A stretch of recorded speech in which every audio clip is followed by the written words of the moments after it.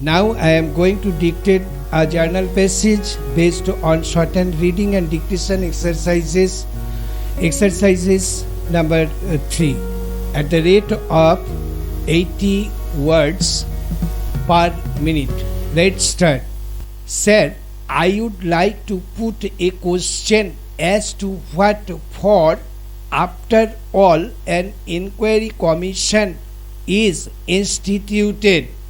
In fact, it is only when there is a major incident such as firing a dam burst which might have taken a heavy toll of human lives that the government institutes an inquiry to investigate into the reasons of mishap. For this, the people raise their voice, which echoes in Parliament and the legislative assemblies, and it is only when then that government says that it would conduct an investigation into the matter, and for that purpose appoints a judge of the Supreme Court or some High Court who is considered to be the most credible person in the country. The inquiry report submitted by him is laid on the table of the House. Now, if that report is locked into a shelf and made confidential, then this, I think, is the sheer murder of democracy, parliamentary tradition, as well as the system, and of all those principles due to which a right to information has become our fundamental right, and which is the very base of the manifesto of Janata Dal of Bharatiya Janata Party and many other parties. This is so because most often voice is raised by journalists and other people also that right to information is our fundamental and basic right.